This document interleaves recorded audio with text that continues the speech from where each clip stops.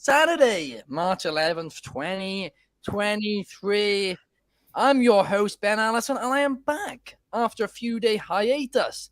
However, usually after a hiatus from the show, I usually thank Clark Taylor for doing a fantastic job as he always does. However, this time, it's not just Clark Taylor I need to thank, because Anthony Ricciardi has held the fort down for the past 3 days as well. So thank you guys, and they're both here joining me today. How are you guys? Hey, I'm doing great. It was a tag team effort, no doubt. I would shout out Anthony as much as anybody because, my status wasn't up in the air. I knew I was doing those shows when you were out. Anthony, about every day, was like, I can do tomorrow. I got can do called in. tomorrow. He was the guy that was there when you needed him more than anybody. So, Appreciate tag that. team partners for life on that, no doubt. It was a heck of a run. We had fun doing it. Great. You guys did absolutely great. And we're going to have another great show here today. We are going to be talking last night's episode of SmackDown as well as Rey Mysterio's Hall of Fame induction, which I am very, very excited about. And we're going to be getting into all of this today. But let's kick it off with what was a fatal five-way match last night on SmackDown to find out Gunther's challenger for WrestleMania 39 in Hollywood in just a few weeks' time. We're all going to be there live, and it's going to be an absolute blast. But yeah, this match was to find Gunther's challenger. And the question, we all had last week was, well, if they're doing a fatal five-way, and a very random fatal five-way at that, then surely it's going to be a ladder match. Gunther's going to, attack during the match or something. That would be the only thing which makes sense. However, a few weeks prior to this, we all did our WrestleMania predictions in terms of what matches we thought would be happening. And we all thought, and I can't actually remember who was the first person to say it, it might have been Kobe, that it was going to be a triple threat at WrestleMania between Gunther, Sheamus, and McIntyre. But yeah, after last week, we all thought that was out the window now, and they're going to do a ladder match instead. Well. They've thrown another spanner in the works, because it was actually technically both Drew McIntyre and Sheamus won last night. They did the double pin thing where they both pinned their opponents at the same time. And yeah, now I don't understand what the point in the Fatal 5-Way was, but it seemed like it's going to be Gunther versus McIntyre versus Sheamus at Mania. However, next week it's going to be McIntyre and Sheamus to find the challenger, but no way are they just going to go from this to a singles match. I don't believe it for a second. What's going to happen next week, I don't know. But Anthony, what were your thoughts on this match and this segment, and where do you think they're going to go from here? I actually did like the five-way. I thought it was a pretty decent match. I had said I could see them doing a ladder, but I know it was talked about. I want to say it was Clark. It might have been Kobe, but I think it was Clark that originally mentioned the three-way match. I really like that. I think it's going a three-way. I don't think it's going to be a clean finish next week. I think it's going to lead to that. I would not be shocked if Imperium takes out Drew and Sheamus next week to prevent, a clean win. So I do think it's going to go a three-way. I could see them going Sheamus because Sheamus has never had the Intercontinental title. It's the one title he hasn't gotten. But at the same point, I really would hate to see Gunther's reign end at the same time. I would kind of like to see the person who beats him get made. And Sheamus is kind of already made, but it's just checking off a block on his, to-do list. So I think it's going to be interesting. It's going to be a hell of a match, especially if they do three-way. Absolutely. What are your thoughts, Clark? Okay, I gotta shout Anthony out on that. When you said Kobe suggested it first, my heart actually skipped a full beat because I totally suggested it first, and I did not want to be that guy, but Anthony pointed it out. I was the one that said it. And even funnier than that, somehow between then and now, I talked myself out of it and then back into it. And now it's going to probably happen. That's what it looks like. I think it's what should happen. I think it's the right move storyline wise. I dug the five-way as much as anyone can dig a five-way in that kind of scenario. But the double pin situation, someone was either listening or maybe it was the plan the whole time or it wasn't. Either way, I think they got it right.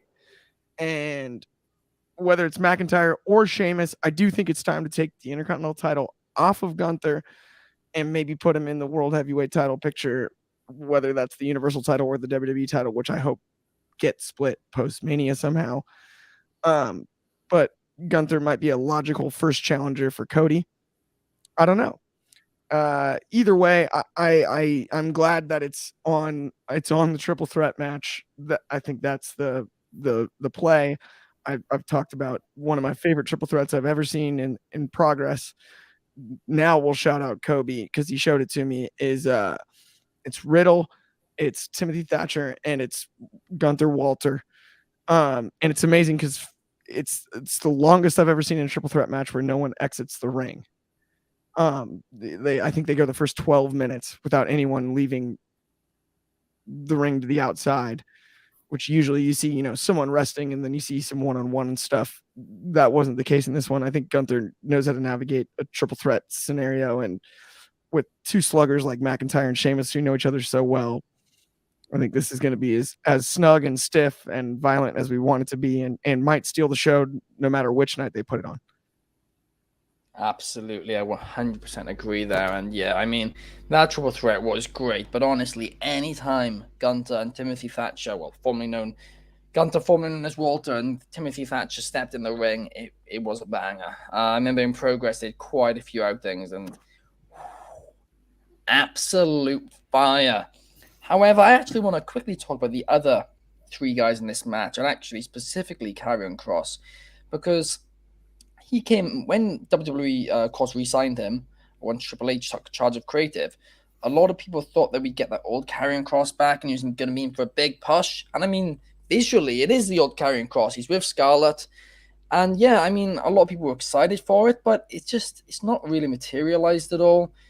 The feud with McIntyre was decent, but it went on a bit too long, and a lot of people have found Kross boring. That's the blunt answer behind it. A lot of people have said they found Kross boring. He's not gotten over with the crowds. And as simple as it is, right, it's blatantly not the only factor. It is not the only factor before somebody clips this. But Karrion Kross, I think one issue of him is that he's grown out his hair. I truly do believe he just looked more of a Clark's badass. mentioned that too before. We went over hair this. Doesn't work. He doesn't look intimidating with the current hairstyle. It doesn't work. I said this before too. This is another thing. We all felt bad for him when he had to do like the gladiator look with the suspenders or whatever it was with the helmet. The red helmet. It was bad. We all felt bad for him. But I quoted Superbad, I think months ago on the show about it. And I said, people don't forget. And as much as yes, he's been booked more like Karrion Kross in his comeback. You use the word boring. You mentioned the hair, and it's hard to shake the reality of the situation, which is that he was out there in suspenders, looking goofy as could be, and was cut not that long ago too. So it's kind of the triple whammy. And every single time we see them in a big spot, we praise Scarlett because she's still over, and it didn't really affect her character, I don't think, the way that it has Crosses. But I think bald head Kross and have him go crazy and start like really hurting people, not in matches, is the only way to salvage him. Not to draw a parallel or even try to change the subject, like I digress, but Wardlow's in a weirdly similar situation as a babyface, where why is he not just messing everybody up all the time? And so it can happen to anybody, but I think talents like that, you can't let them get too stale. Absolutely. Because Jonah Hill said it best in Superbad, people don't forget. I think the problem that they have with Karrion, and I know I've mentioned this before, they had the same problem, Clark remembers this, with Sable and Mark Marrow. Sable became the star. Yeah. It's the same situation with Scarlett. She's over and he's not.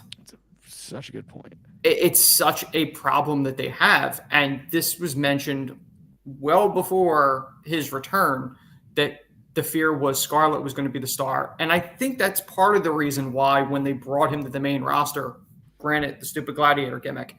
I think they purposely brought him up without Scarlett because they were afraid of that happening again. They figured, well, if we can make him a star on his own, and then if we want to bring Scarlett up with him, he's already made. Yeah. I think that might have been the thought process, or who knows? I mean, yeah, it's hard to predict with Vince, but that perhaps really, I mean, he was, see what we want about Vince, he was quite good at usually predicting stuff like that, what could go down. So perhaps that really was his thought process behind it. But I don't know. With something with Cross, it just doesn't click. And honestly, yes, the Gladiator thing, which was awful, could be a factor, and I think is a factor. But also, people in the industry have come back from worse and gotten over, right? For sure. And more than anything, I think we can all agree, though, lose the hair. Absolutely. I mean, it's just, hair. He looks more of a badass. I mean, I actually got him in LA Knight, and they could not look more different. But in terms of just the hair alone, when you saw them from the back, when it wasn't showing anything lower than the tops of their shoulders, I actually got him and LA Knight confused a few times during the match. Just from the back, it's a similar hairstyle. It doesn't look like a sociopath anymore. I mean, did he grow the hair out for a Hollywood run? Because that's what it seems like to me. He did do that. Yeah, it's a little bit like George St. Pierre post career. Remember, like St. Pierre was bald always his whole MMA career and looked, like way more intimidating now than with the bleach blonde faux hawk look. Like it's just not the same. Think about Brian Urlacher, same thing. Think about this. There have been guys where they had great head of hair, then lost it, and they look completely different. Like Kurt Angle. A lot of people don't know Kurt with hair. Like Clark and I remember Kurt with hair. The Rock. Carrion's literally, The Rock, another one. I mean, there's so many people that had hair and got shaved and were like, no, wait. Now we're literally going, no, Carrion, you got to shave that off. Hell, Austin. It's the complete opposite. Austin, for that matter. Austin had the long blonde hair. Austin's a big one. Austin's a big one. Yeah, 100%. But I mean, honestly, though, right, they need to do something. And even if we want to talk Hollywood, right, he plays what Karrion Kross does best is that sociopath type character. Him having no hair, it's better for those types of roles. Like a mercenary. Exactly. Yeah. A mercenary wouldn't stand out like a peacock with his haircut. Yep. And that wasn't a pun on peacock. Sorry, like NBC. My bad. Clark, you need that on a shirt. No. You actually, talking about puns, I want to quickly mention this, that I was watching the People's Podcast, and make sure you guys check it out. It's on the Wrestling Public YouTube channel if you haven't seen the latest episode. But they were talking about Seth Rollins, whether or not, basically what I was saying the other day, whether or not Seth Rollins is being utilized well at the minute and why he shouldn't be facing Logan Paul. And they were saying that, Seth Rollins is in his prime now. He shouldn't be getting stuff like that. And I wish that was the perfect opportunity for a pun. Because Logan Paul's drink's called Prime. And I was trying to type the caption earlier to do the clip. I was like, should I mention it? I was like, no, I didn't end up doing it. Funny, but I need Seth to say that in a promo and go, I'm in my prime, and yet I'm fighting to promote your prime. But there's something they could do there. I'm absolutely certain of it. It's golden. But before we get into any more terrible puns, let's move on to the next topic of the day. And this topic is one which I'm extremely excited about. Rey Mysterio is being inducted into the WWE Hall of Fame. And growing up, he was one of the first ones who got me into wrestling. Honestly, the entire appeal, his mask, everything. It's what drew me into wrestling in the first place back in, I think, 2008, 2009. And yes, I absolutely loved him from the moment I laid my eyes on him. But yeah, I'm so happy he's getting inducted. He deserves it so damn much. He truly has been the ultimate babyface in professional wrestling. He's been absolute mainstream star. Some people are asking, should he headline the class? Should he not headline the class? I 100% think he should. Because yes, he's been a mid-carder the last couple of years. So perhaps in some people's image, he's fallen down slightly. But the career of Rey Mysterio, I'm sorry, I'm going to say this. Of this generation, I think there's only two names of his generation, there have only been two names which became bigger stars than him, and that is Randy Orton and John Cena. I even think the Randy Orton one, I think could even argue that Rey's bigger than him. I think truly Rey Mysterio is one of the biggest mainstream stars of this generation, and he 100% deserves to mainstream not mainstream, sorry, headline the WrestleMania, the Hall of Fame this year, because yeah, he 100% deserves it. His career from ECW to WCW to WWE to winning the Royal Rumble to winning the World Heavyweight Championship. It's just moment after moment in his career. And yes, I think he 100% deserves the headline, to your point, Sol. But Clark, what are your thoughts on him finally getting inducted into the WWE Hall of Fame? I love Rey Mysterio. The only name I would add to that list would be Batista. Um, I might add him to this class with Rey, given their real life friendship, and have him co-headline. That'd be the only argument I would have against Rey headlining the class. My fondest memories of Rey are definitely from WCW. I loved the cruiserweight division growing up, watching it with my parents in the 90s. On Nitro, Rey and Psychosis, Rey and Juventud Guerrera, Rey and Eddie, Rey and Malenko, Rey and Chris Jericho. Those matches are some of my Ultimo Dragon. Those matches are some of my favorite childhood memories, and really, really, really got me into the bell to bell aspect of wrestling. Right, the larger than life stuff hooks you when you're young, and I was young at that time, 7, 8 years old. But I do remember understanding that there was a different level of athleticism what they were doing in the cruiserweight division in WCW, and that it looked more like, so Shawn Michaels was my favorite. It looked more like the matches that he was putting on than some of the other WCW matches that I was watching at the time. And Rey was the centerpiece of all of that. And that's where my fondest memories are. And that's not to take away from the accolades you mentioned, Rumble winner, multi-time champion. I mean, the Dominic storyline, the twofold, right? Him and Eddie, the Dominic custody storyline, everyone remembers. And then years later, Dominic's in the WWE. They share the tag team titles. Now they'll probably wrestle each other. The whole thing is just very, very, very cool, very pro wrestling, and nobody more deserving of a Hall of Fame induction than Rey Mysterio, or not nobody more, but if there's anybody close, they're equally deserving as Rey, because he should have been in a long time ago. He's just a legend of the sport. Absolutely. And the only argument I'd have about Batista also being in the Hall of Fame this year and headlining with Rey is that, truthfully, in terms of headliners for the Hall of Fame, I think they're not too far away from running out, because the Hall of Fame's every single year, right? And there's still quite a few names now. But in 7, 8 years' time, I don't know how many more headliners they're going to have produced by then for this. So I honestly think that having Rey Mysterio and Batista the same year, I think that's kind of wasting 2 headliners, because both 100% deserve the headline and are big enough to headline. Whereas if we did them both the same year, then I mean, there's still quite a few names who do deserve to be headliners who aren't in there yet. But at the same time, are we now getting to a point in WWE with a Hall of Fame where there's more Hall of Fames than there are headliners, so it's a little bit difficult. But Anthony, what do you think about it all, and are you glad to see Rey Mysterio getting that spot in the Hall of Fame? Oh, absolutely. Rey's a legitimate GOAT in the history of the business. Arguably the greatest cruiserweight that's ever been in the business. WWE has been chasing, having somebody to replace Rey for years. Rey and Eddie connect to that Latino market like no other. I mean, they've tried for years. They tried Alberto Del Rio. They've tried different people. Nobody matches Rey. Rey has that connection. Doesn't matter whether it's a little kid wearing a Rey Mysterio mask or somebody that grew up watching Rey from ECW, WCW, maybe AAA in Japan, in Mexico. I mean, Rey's done it all in the business. Rey's been the biggest little man in the business. The constant underdog, the guy that defied all the odds, being a world champion in the land of giants with WWE. You look back at Rey Mysterio against Eddie Guerrero at Halloween Havoc 97. Still arguably one of the greatest matches of all time, long before Ospreay and Ricochet were tearing it up in Japan and getting praised by different journalists with their 5-star ratings and everything else.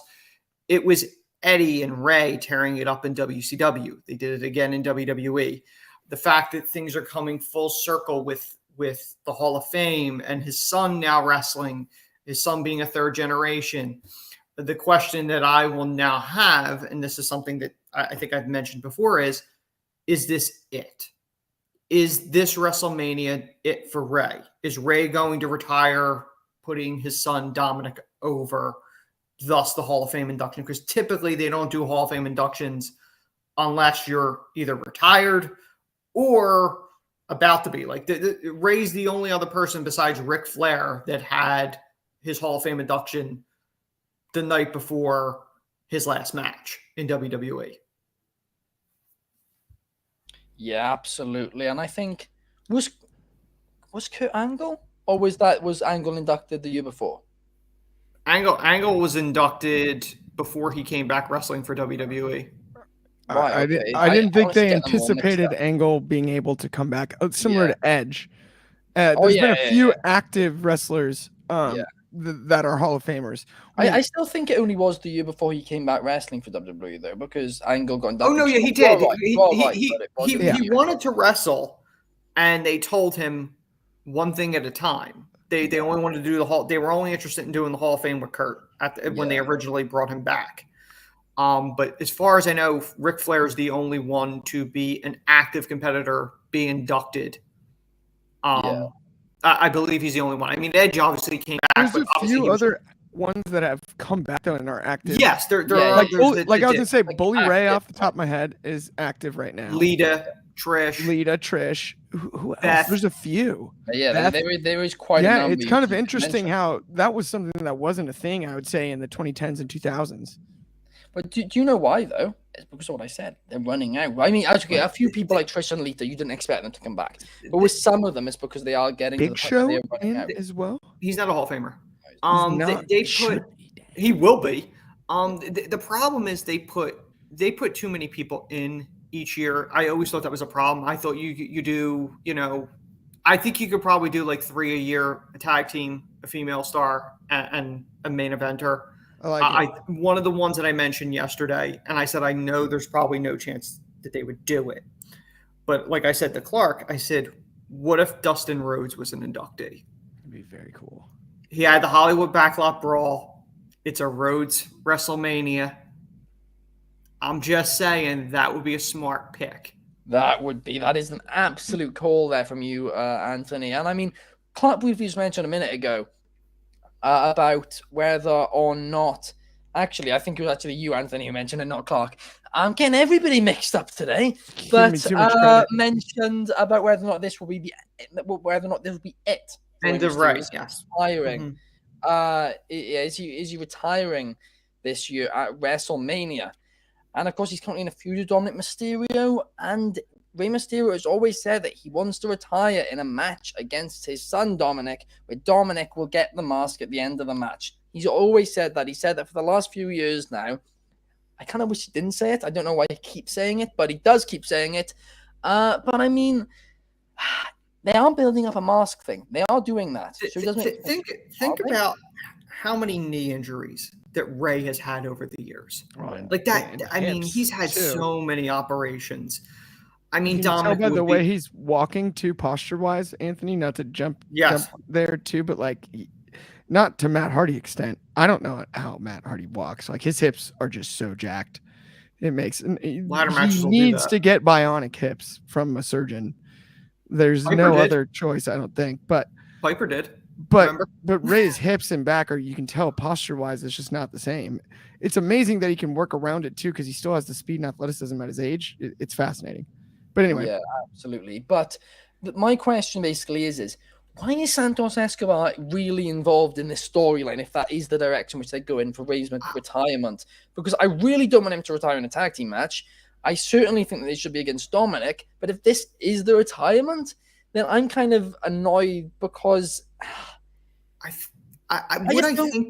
What I think they could do, Ben, is if Dominic does beat Rey, and let's say it's the reconciliation of father and son, crying in the ring, the whole thing, they could make Escobar, and I never really understood why they made him a face in the first place. they can make him a heel. That should have been me. I was the one that should have retired Rey, and then they could do a feud that way over the. They could do that. I just the spitball. Yeah. I don't know. Perhaps that is the direction they're going in, but still, if this is Rey's retirement, then I really wish this feud was more just Dominic and Rey.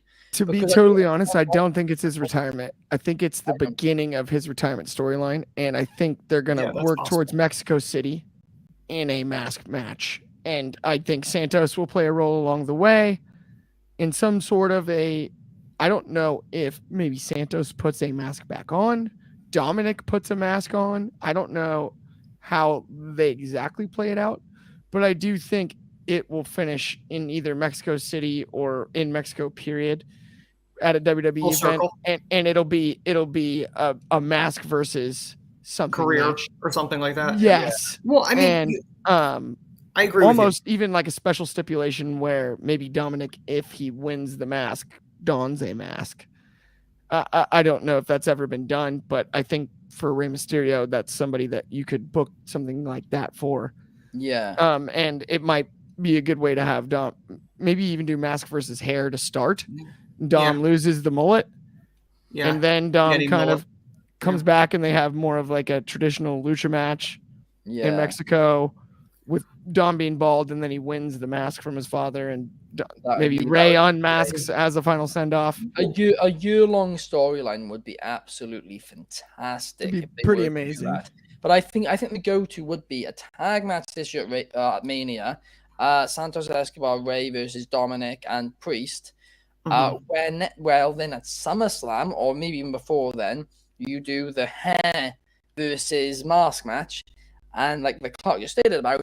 And then whenever they do it, I'm going to be honest, I think it's more likely to be at a WrestleMania rather than, I don't know when the next time they're going to do a pay-per-view in Mexico City is, especially considering how many international pay-per-views they've already got. It's true. Announced.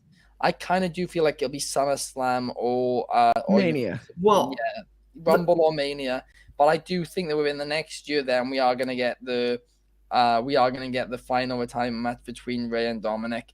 But yeah, I do like your call, Clark, that Rey Mysterio should probably beat Dominic first. Dominic has to get rid of his hair, but then they run it back in the future, and then he retires Rey for good. But maybe actually Santos takes Dominic under his wing to help him out lucha-wise or whatever. Maybe that's the role that he plays in it. Maybe he starts to don the Phantasmo mask again or something along the way. I don't want Dominic to continue being people's shadows, to be honest. No, but I think in more of a Dom kind of learns his lesson and turns his back on the Judgment Day after he loses the hair, because he realizes he's not prison Dom, he's not trying to copy Eddie Guerrero, and he's more trying to impress his father and have like a very respectful match, and then Santos is the one who kind of guides him to do you reckon he's gonna get over as a face though? Like, he's never gonna be. He's never gonna be. I think if he donned a mask, he's never gonna be. He's never gonna be Rey. I think if he gets the mask, maybe. Wonder, but Rey said he's not going to get a mask at all until Rey retires. If he became Prince Mysterio, that'd be really cool. Didn't they trademark that? I think. Here's the thing: if Rey doesn't retire in California, and if they don't do an event in Mexico, San Diego, I know you mentioned a WrestleMania. WrestleMania's in Philly next year. Rey got his start in the States in ECW. It would be full circle. If it's not California and it's not Mexico, Philly would make sense. That's a great point. I do think that is honestly a strong possibility, and it's something where I really hope this storyline, I hope that this WrestleMania isn't it for Rey, because the storyline, to put it bluntly, is not strong enough. It's not been developed to that point yet. And them throwing, maybe it could have been if they didn't throw Santos in, but because they have done, it's all a mess. So I really do think that they need to keep Rey for the foreseeable future. Not foreseeable future, but at least build the storyline a bit more. But again, how this relates to his Hall of Fame induction, I'm not quite sure. It is a bit of a random one. It is kind of like they wanted somebody like Batista. They couldn't get them. They've gone with Rey instead. I think that truthfully is probably what happened. One last thing. If they did put him on the cover of the video game last time around. Not to cut off Anthony. I'm just saying they did do that recently. If they are going to do a year-long angle leading to like a farewell tour for Mysterio, let's say they do a farewell tour. I would love to see Dom, in preparation for his match with Rey, bring in Rey's rivals from the past. Throw in a Psychosis, throw in a Juventud, throw in these people from his past, and have Dom beat them. That'd be amazing. Oh! I thought you meant the Rey Mysterio. The Dominic was like, you have to beat them again. I thought he was going to do an MJF. I thought that's what you Have meant. Dom beat them. Have Dom That would beat be him. great. That'd be great. I'd love to see that. That's much better than the MJF ripoff I thought you were talking about. I was like, No. Conan? Conan needs a kidney. No, I know it's terrible. I'm sorry. Although- that was a bad you know, joke. I think Conan needs to be a person to induct Rey because unless Well, it's they announced that he is, which I'm stunned. Oh, they've announced it. Oh, wow. I think Yeah. Dave announced it. I saw something and I sent it in the group Okay, chat. nice. I think which would surprise me because WWE doesn't exactly have the best relationship with Conan. Yeah. I don't think it would happen if Vince was there. No. But Dog. Yeah. But honestly, like with Eddie not being around and Dom being in a feud with him, Conan's the logical choice. Yeah. The only other one, I guess, would be is Batista. I think that's literally the only other name you could throw out there that you could. But if he's if he's getting inducted, he ain't doing an introduction for Rey. Absolutely not. But also, I'm going to be honest, if he's able to induct Rey in LA, then I imagine he'd have been available to be inducted in himself. Exactly. Right. So I think the issue is Batista can't make that date. I can't see them both being inducted in. Edge is possible too. Edge is a possible inductor for Rey. They have a very close relationship. Yeah. That's very interesting. And of course, we still don't know who it is Mick Foley's inducting. As Mick Foley has confirmed via Twitter, he's inducting somebody in this year. Melina? They were friends. Could you? Really? Yeah. That's from the books. Have you read the books? Oh, that's right. Yeah. They're friends. Well, yeah. It's not that big of a stretch. I don't know if she's getting into the Hall of Fame. I'm just saying. Perhaps so. I thought you were going with Batista there. I'm sorry. Oh, that's funny too. By the way, That's where I thought you were going with it. I'm sorry. See, you did that. I just assumed you were going there. To be honest, but let's move on, guys. Let's move on to our final topic of the day, and that was the main event. This last night's SmackDown, which again was a segment, and Jey Uso came out and cut. Honestly, there's not much in this storyline which I've been critical of, but the promo Jey Uso cut last night was not great. It truthfully was not. It looked a little bit awkward. I think he was waiting for the crowd to chant a few things, but it didn't quite materialize, I think, in the way that he wanted. However, Jey Uso then ended up cutting a great promo, but the start of it was not great. Ended up cutting a great promo saying that he did not do it he did not do it to turn on Sami Zayn. He didn't want to do it to Sami Zayn, but he had to protect Jimmy. It's basically what we all theorized and all of that. I maybe actually would have preferred it if he just kept that quiet and then turned on Roman at a later date and then said that. But whatever. It's consistent. It makes sense. It's good storytelling. But yeah, Sami Zayn came out. The Usos just started, missed the part for a second. Cody Rhodes came out when they mentioned his name. Cody basically said that if you're going to mention my name, say it to my face. Sami Zayn then came in, a brawl started, and yeah, it was quite a hectic end to SmackDown. The storyline is still as exciting as ever, but one thing which confused me was that Roman Reigns said last week on SmackDown that he was going to be here this week, and that Jey had to answer. And if Jey didn't answer, then whatever. But the fact is that Roman just didn't show up. I mean, he wasn't on the advertisement for the show yesterday, in fairness. She wasn't completely false advertising. But I think the original plan was for him to be on last night's show. And this close to Mania, I'm sorry, but I do think Roman Reigns needs to be here every week. They really need to continue to build that Cody feud. There's only three SmackDowns left now. 3 SmackDowns until the show. Roman Reigns really needs to be here every week. And I'm kind of annoyed that he wasn't there last night. But Anthony, what are your thoughts on Roman Reigns no-showing and this segment as a whole? I agree Roman should be there. I think the argument that they could make to justify it is, no, I was going to be there if I had to reprimand Jimmy. But since Jey showed up, we're good. I could take the week off. I think that might have been the argument they can make. I was okay with Jey's promo. I kind of liked it. I think what heard it, Jimmy was just doing like this weird smirk during the whole thing. And I think that hurt the intensity of it. I think that might have been part of the problem. I always find it funny when they call somebody out that, they have to come out and, they need the entrance music. They need the pyro. Like if somebody's calling you out, you're not going, wait. All right, now I'm good. Kingdom played. And I need my pyro. Like that. I always get annoyed with that when somebody gets called out or they run out to take somebody out. Like realistically, you're not waiting for your music. Like you're not doing that. But I get it. People in the arena want to see the pyro. Yeah. I get it. And Cody likes pyro, so I get it. Yeah. I mean, there was that meme earlier this year during, I think it was the Seth feud, where Seth said Cody Rhodes' name and Cody came out with a full pyro entrance and everyone was like, what's that about? Yeah. So, I mean, that's part of it. I do like the fact that it was just Cody and Sammy and not KO.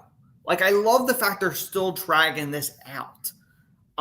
Because I don't really think it's needed for them to do the Kumbaya hug instantly. I think you can stretch it out. It's WrestleMania. WrestleMania is the one event you don't really have to promote as much because it's Mania. Like people go, if you have it, people will come. It's the field of dreams of events. Like you don't even need to announce who's on the card. It's WrestleMania. They're going to go to WrestleMania. It's the Super Bowl of wrestling. They're going to go. So, them stretching it out a little bit, I don't really have an issue with it. I mean, people pretty much know where this is going. They know it's going to be the tag title match with the Usos and KO and Sammy. Unless they throw a complete curveball and throw us, I'm assuming that's where it's going. I mean, that would be my guess. My guess would be probably they're going to do Cody and Sammy in a tag match against the Usos. Maybe on Raw, perhaps. Solo gets involved. Maybe that's when KO comes out for them to do it. I mean, they are running against the end of the runway here. So it's going to happen within the next few weeks. It's just a matter of when, not if. Yeah, I mean, one thing that happened during the Jey Uso promo was that Jay basically said he didn't want to turn on Sammy, then brought it all back round again and then blamed it on Sammy. And when he was about to, and he paused and he was like, it's all your fault. I thought he was going to say Kevin Owens. And I thought he was going to blame Kevin Owens for getting in Sami Zayn's head and then tearing the bloodline down. And I think that would have made more sense because truthfully, if he did blame on Kevin Owens, and that's another reason that could, bring Sami and Kevin a bit closer together. Now, Kevin wouldn't have had to have come out last night or anything like that. I do agree with you, Anthony, that it's good that they're dragging it out slightly. But yeah, I would have preferred if Jay did blame it on Kevin from a storyline standpoint. And also just from a promo standpoint too, as he went from saying he didn't want to turn on Sammy to then blaming Sammy. So it was a bit of a weird one. But Clark, what were your thoughts? Yeah, how is Roman Reigns not on the show? That we can't just gloss over that. It's a joke. Building the big match with Cody Rhodes, I get it's not The Rock, whatever. People are doing the like, oh, you guys just want The Rock, you want The Rock. I love Cody Reigns, but let's really, really actually build that. It's not Cody versus the Bloodline. That's not on the poster. And for getting us there in time, it doesn't make any sense to me for Roman Reigns not to be on this show. And it puts Jay in an impossible position. So I think it's even unfair to Jay on the beginning of that promo because he's got to go out there and tell a story that Roman should be there while it's being told because it connects dots. It's important because he's a major factor because he's the one who gave the ultimatum to Jimmy in the first place. So with Roman not being there, Jay's got to fill all those gaps in himself just on the microphone. Puts him in an impossible spot. I still love the story. I still love everyone involved, but let's get there. And I hope everyone's at Raw. That would be my biggest takeaway by far is let's get everybody that's involved there so that, the highlight package doesn't underwhelm us at Mania. I want the whole story told because they've done such a great job to this point and they did a fine enough job last night, but I'm just getting a little worried. We're getting down to the nitty gritty and let's just make sure it's as thorough as it's been all the way. Yeah, absolutely. I 110% agree with you there. Truthfully, I don't think he's going to be at Raw. I mean, Roman's basically never at Raw. I think he'll probably be at the final Raw before Mania. But apart from that, I don't think we're going to see him on the show. You need to be on one of the shows at least once a week. It's WrestleMania season. We're 3 weeks away from the show of shows. As much as I love this storyline and as much as I love Roman Reigns, as much as I believe that he deserves time off and he deserves a break from his schedule, it's 3 weeks away from the biggest show in wrestling. This is what people dream about, and you're not showing up. I agree with you, Clark. It is frustrating me. I do find it interesting that Jay did not reference the accidental spear or that he got from Sammy when Sammy took him out in the match with Roman. Yeah. I do find that a little interesting that wasn't brought up. I think he knew it was an accident. I mean, that's one of those things, right? Because from storyline perspective, you hit me with a spear, I thought we were brothers, all that shit. And I even think though, but remember, like Roman talked about like always watching and everybody watching tape in the bloodline. Like, I think that's kind of like a known they watch things back. I think he would go, oh, obviously that was a miss. And you'd forget, right? Like it'd be like, oh, forgiving your teammate in another sport for a turnover, right? It's like, I watched it on tape. It was an accident, obviously, right? It was upsetting at the time, but. But Sammy wasn't part of the bloodline when that happened. It's true. Even still, I mean, to be honest, I kind of do agree with Clark here. I think it is something which, especially because they did it. If they did, I don't know why they did it, to be honest, because if they did it and then they made it a big thing, I would actually agree. It'd be like what they. Yeah, I'm surprised they didn't make it a thing. That's what I mean. But I'm glad they haven't made it. Why you speared me? Blah blah blah. Because they watched tape, as Clark said. But at the same time, I'm surprised they did it in the match, because unless you're making a thing, why are you doing it? So I think it was a weird spot in the original match to do. But perhaps that was whoever was producing the match, and then in the larger picture of the storyline, they don't want to bring that in. So I think that's a miscommunication, not a clear plan for the exact layout of the match. I presume that's what it was. But whatever. The fact of it is, I'm still absolutely hyped for WrestleMania. I'm still absolutely hyped for this match and this feud altogether. It's brilliant, as we keep saying. But just Roman, please show up and finish the story, because you're going to get a long break after Mania anyway, okay? So show up. What was his T-shirt originally? Show up. Wreck everyone and leave. Wreck everyone and leave. Wreck that everyone was brilliant. And leave. That was truly brilliant. Those T-shirts when he first turned heel, iconic. Truthfully, they absolutely were. But yeah, we are getting really, really close to WrestleMania now, guys. Scarily close, actually. We're going to be there. I'm beyond hyped. I think it's 2 weeks Wednesday, I believe the flight is, and I'm getting, if I'm correct. It's going to be good. Counting down. Yep. I'm checking the calendar every day, but it's going to be an absolute hell of a weekend at Wrestling Public. We're going to be bringing so much content for you. We're going to be filming so much, all of it, all along. Instagram stories, YouTube videos, it all. And it's all going to be here on the Wrestling Republic YouTube channel, our Instagram, our website, at Wrestling Republic on Instagram. If you don't follow us, WrestlingRepublic.com. If you don't regularly read our website. And we might have a few exciting updates about that coming soon as well, which we're going to get into hopefully in the near enough future. But yeah, thank you, everybody, for watching. I will be back tomorrow, and Clark will also be joining me on the show. And Anthony will be back next Thursday for an episode of Wrestling Republic's daily broadcast, Throwback Thursday. And yeah, it's going to be an absolute hell of a week here on the daily broadcast. Soul and Chaos will be joining me on Monday here as well. But thank you, everybody, for watching. Please leave a comment, like below, share, all of that good stuff, as it really, really does help us out. We're here every single day, usually 8 p.m. British time, 3 p.m. Eastern, 12 p.m. Pacific. And what is that, Hawaiian, Clark? 9 a.m. Hawaiian Elysian. Absolutely. Absolutely, guys. Thank you for watching. We'll see you